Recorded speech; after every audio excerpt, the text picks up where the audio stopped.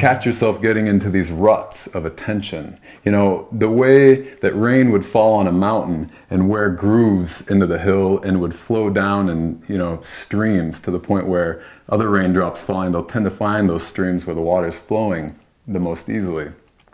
Our brains work the same way, our awareness works the same way. We get in these habits of thinking about certain problems, and we create these grooves. Neurologists, neuroscientists have a cute saying that neurons that fire together wire together. So the more we think about problems, the more the more we tend to experience them, and we're ready to experience them, and we have these neuronal pathways that help us experience them. As we notice the way the brain works, it's hard to not start to wonder, when did we decide that forcing, controlling, and micromanaging our thoughts and emotions was our best option? I think we all have this sense that we should be absolutely okay, that we should be these perfect models of human beings who are well-adjusted, who, you know, don't get cross, aren't undone by certain events in their lives. We should be able to hold it together and be perfectly fit, and we hold ourselves to such standards. Can we just back up and be where we are? And it's so filled with shame, with judgment, with really this idea that says, I'm not good enough. Where I am is not good enough. Because I'm measuring myself against all of these cultural expectations, that's really a tough place to be for all of us. It's a really tough place to be. I've had experiences with patients frequently who think, well, I'm unhappy, so there must be something wrong. Now, of course, there may be something wrong if they're chronically unhappy, but part of what's wrong is the feeling that I'm chronically unhappy, there must be something wrong. And when people can accept unhappiness as a normal part of life, then they're less likely to elaborate further unhappiness in their efforts to keep unhappiness at bay. The message of fixing and controlling is that there's something broken, that there's something wrong with you. And so that's why we have to be careful with that. The idea we've been exploring here is that we can actually make problems worse by over-aggressive efforts to make them better. But why? Isn't working and trying harder always a good thing? It can be difficult to understand why all the forcing and controlling can backfire. I used to struggle with insomnia. I used to struggle to get to sleep. And I remember lying in bed. My natural tendency, even last night, is to try to get to sleep, to try, and to work at it. And as anyone who knows, who struggles with insomnia, working harder at getting to sleep is the worst way to get to sleep. So in a similar way, there is new research that's suggesting our hard-fought efforts to make a feeling or make a thought go away can rebound and can actually provoke the very thing we're trying to escape from. It's a fascinating idea that our best efforts, the very efforts that we're putting into being free, can be sinking us further.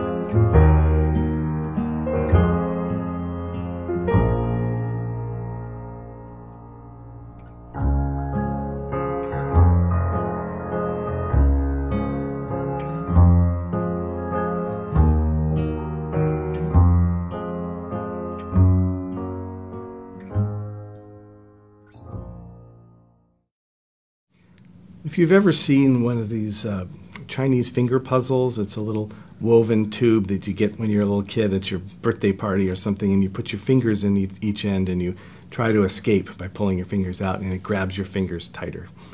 That's how I like to think of the process of trying to get rid of depression, to get rid of a bad feeling or an uncomfortable thought, that the more we sort of try to get rid of it, the tighter we get ensnared. If I have back pain, which I had this week, and it's a good metaphor, I think, for emotional pain, is that if I'm bracing against the pain, then all the musculature around the area of my back that is injured tightens up, and guess what happens? The pain intensifies, and I'm crawling on the floor to the bathroom. I can't even stand up straight. The same thing happens with grief or with anger. If we try to get rid of it, then and don't accept it, it intensifies it. If we have some deep wound or difficult feeling that's there, and we say, I'm not going to feel you. So when we're holding it, we're not only actually escaping it, we're really, it takes energy to hold that emotion down, so we're becoming depleted. We can hold on to our pain and say, I'm not going to feel you, and allow our fist to hold on to it almost like within ourselves. We can choose to hold it like that, or we can choose to hold it like this, where the pain comes and we're able to be with it and then it passes away. But the more we hold on to it like this, the longer it sticks around and it gets more intense. This is an important point, namely that our very efforts to make problems go away may yield only temporary and superficial results in the end. And this notion that health is feeling good all the time is completely ridiculous. I mean, there's always cost of things. Are you going to pay up front when it's cheap, or are you going to pay high interest by avoiding it? But you can't escape reality. Your body's going to know it. Your body's going to respond to bad things going on in your life, whether you like it or not. I mean, pain is a normal part of life. We can minimize it, but when we try to avoid it, it comes back with a vengeance. Human suffering is part of the human experience.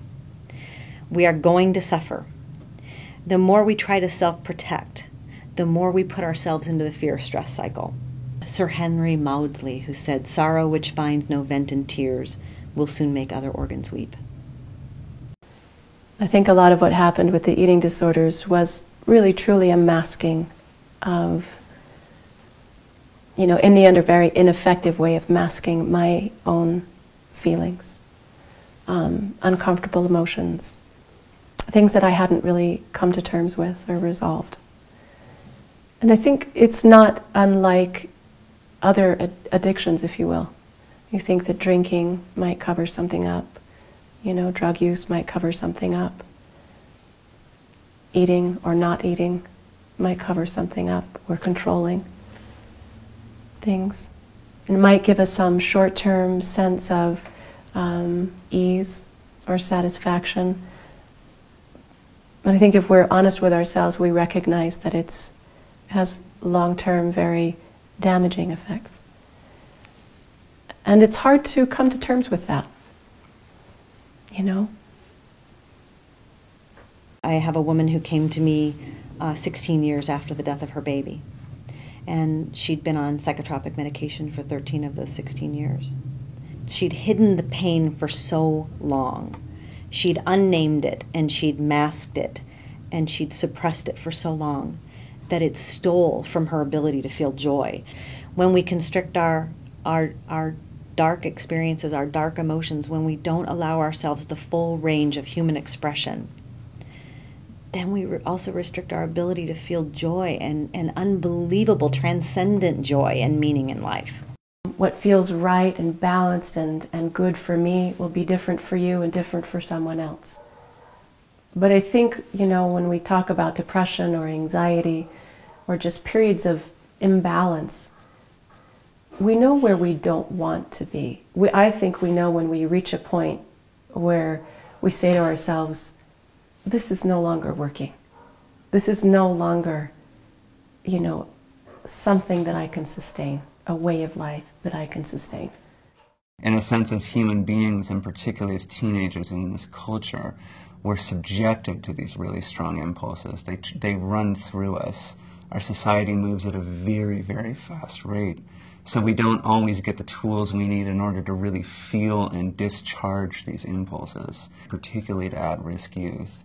They've got a bunch of strong feelings and emotions and almost no tools that they're taught on a practical level to deal with them. As we near the end of this discussion, let's summarize. For individuals hurting deeply, getting rid of pain now is an understandable and sensible thing to want. While it may be helpful in the moment, this approach can often lead to problems down the road, especially if this becomes our main source of relief. And when that happens, there is a chance we may simply never get to the roots of our real problem. The immediate problem in this sense is how we approach the pain, rather than just the pain itself. In an interesting way, then, the exact way we approach pain can make things worse. Rather than just panicking, for instance, we panic about our panic. Instead of just getting angry, we get angry at ourselves for being angry. We'll have lots more to say about what all this means in the next couple of class sessions. For now, let's end with a bit more exploration of this very point. Having that kind of low thought or sad thought or joyful thought, whatever kind of thought it is or whatever kind of emotion it is, I don't see that as the problem. Where I got into problem, where I think we get into a problem, is our reaction to that. We want to fix it. We want to fix what isn't comfortable for us, what doesn't feel good. So when we limit our ability to tolerate the dark emotions, what we do in a sense is we also limit our capacity to experience the positive emotions in life. And so our life becomes very small so that we can manage this kind of a constricted emotional state. We all have pain and we all suffer, and some more than others. We assume that we suffer because of a something. It's a certain something that's making us suffer. And when we look more closely, we realize that that assumption is not borne out, that we actually suffer because of a relationship we came into with that something. It's not the condition itself that causes so much suffering, but it's our relationship to the condition. And I want to say every time, on some level, sometimes very apparent, but sometimes much more subtle, we realize that there's some fundamental resistance to what is. There's this resistance to, this happened to me, this is happening, and I don't want it to be happening.